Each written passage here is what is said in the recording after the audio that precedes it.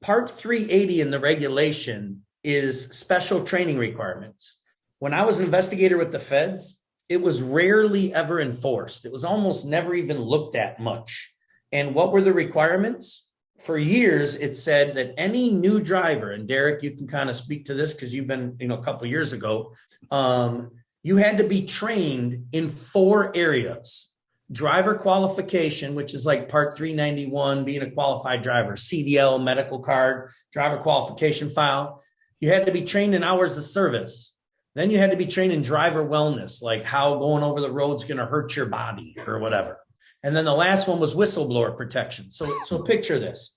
Drivers that have been around for decades, they didn't necessarily ever go through this training because this came out, maybe 10, 15 years ago. And any driver with less than 1 year experience operating in interstate commerce in a CDL truck needed this. And this has been in place for over a decade. The problem was when you get a CDL, you didn't necessarily need this to get the CDL. The government required that trucking companies provided this training for a new driver that had less than a year. Well, I was an investigator forever and nobody ever enforced this too much. They kind of just blew right over it. So what is this? What's the date today? Right now, it's the 25th. So 6 more days till the 31st, then 7 more days. We are 13 days away. And this 38503 entry-level driver training goes out the window. It's gone. Doesn't even exist anymore. So they're deleting it. And you'd be like, wow, when does the government ever delete anything? Well, they don't, right? So this is the new section. So starting February 7, 2022, and this could be a challenge for everybody on here that wants to grow, especially depending where your drivers are coming from. Starting in 13 days, in order to get a CDL, you have to go through a TPR, which is a training provider registry provider. The federal government's going to have a website. And in order to be an instructor on the website, in order to go through the whole curriculum to get a CDL after February 7th, 2022, you must go to someone who has self-certified and demonstrated that they're a training provider. Before, you just go get the book, study it, do the test, go behind the wheel, and then hopefully a trucking company would train you in those 4 areas. And that's now done. Now, a little loophole is this. And I thought about it for myself. I don't have a CDL, and I'm going to explain to you why I'm about to potentially go get it. But I don't want to go through this because some of it I already know. If you get your permit, your CDL permit, prior to February 7, 2022, you don't have to do this new training. But if your permit expires, then you have to go through this. So if you have any mechanics that don't want to go through this whole program, anybody with a Class B that wants to go to an A, or any driver you're about to hire, get them their permit ASAP. When I talked about me, I always thought about getting my CDL, and I'm still of an age where I can do it. I think in the next week, I'm about to go apply for my permit or try to get my permit because, a week or 2, something like that, so I can get it so I don't have to go through this whole course to get my CDL. So if you see on here, getting a Class A, B, or C, getting endorsements is going to require this, and they're 13 days away. Now, to be eligible to be on a TPR, the entity, now, training provider, a lot of people are going to think schools, that's it. Well, that's not the case. Anybody who meets these requirements can be a training provider. You guys could be a training provider. A trucking company can be a training provider for all the drivers that walk through their door. It could be a school. It could be a technical school. It could be someone in a strip mall. It's just that it's more complicated. Now, I highlighted this section, this curriculum, and then it's appendixes A through E of Part 380. It's the same part, but now we have to look at a curriculum in parts A through E under this new requirement of 38703. We're going to get to curriculum in a minute because this is where it goes crazy. So that's the first requirement. You got to follow a curriculum. Next one, you need to utilize facilities that meet requirements in the regs. The reason you need facilities is because you have a section of the regulation now to get a CDL that's called behind the wheel range. Behind the wheel range is a parking lot.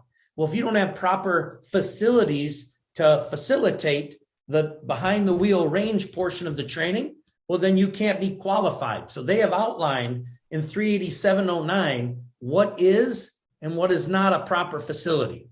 You also have to utilize vehicles that meet the type of CDL you're trying to get, right? So ultimately, you have to have proper vehicles that are available, the right facilities, and follow a curriculum. Driver training instructors, as outlined in this section. This is why I technically need my CDL. You have to have held your CDL for 2 years in order to be a driver training instructor in even the theory portion under the curriculum, the behind the wheel range, or the behind the wheel public road, which is the third section. So vehicles, facilities, training instructors, a curriculum.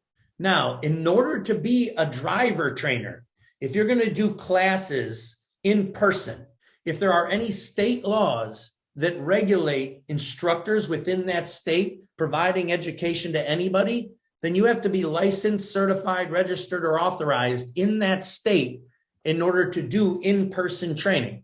If there's no state laws, then it's no big deal. There's an exception though. If you developed under the curriculum the theory portion, which we're going to talk about in a minute, you can actually do online instruction as a training instructor who is qualified without meeting state requirements, because you're not technically training in the state. You're doing it via the internet or, non-person, it's online. Now, the other part is you have to allow FMCSA to audit or investigate that training provider. If you're going to be a trucking company or a school and you're going to certify yourself as meeting all this stuff, you got to allow FMCSA to come in and knock on your door to double check that you're doing everything right. All right, well, let's talk about that. I used to be an investigator with the feds. I used to be a state patrol guy. The feds and FMCSA are so short-staffed, they can barely handle compliance interventions, new entrant safety audits, CSA score inspections, upgrades of safety ratings. I hear every day how there's not enough feds to do this.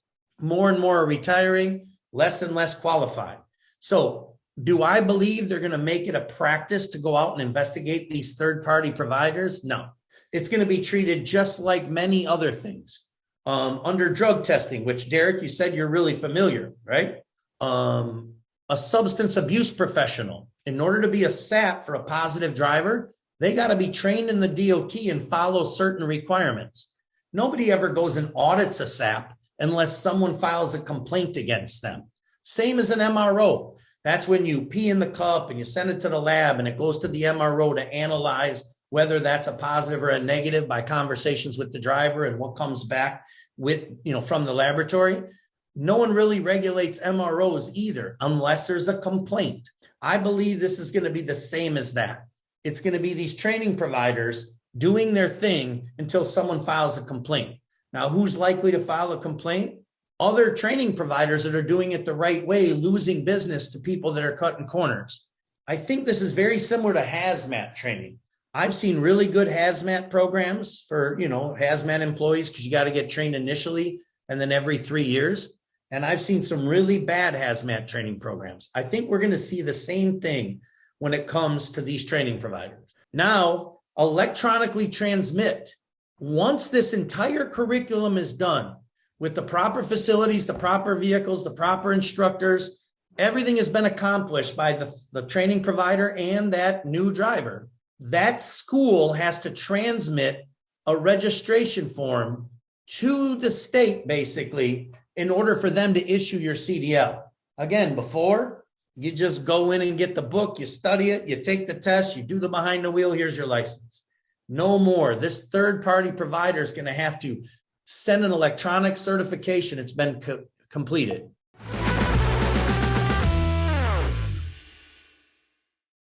Hey man, did that video make sense to you? Then here's what you need to do. If you're an owner-operator, you run a fleet, click on the button on your screen. I'll show you how to lower your expenses, increase your profit, make your company DOT-proof. See you there.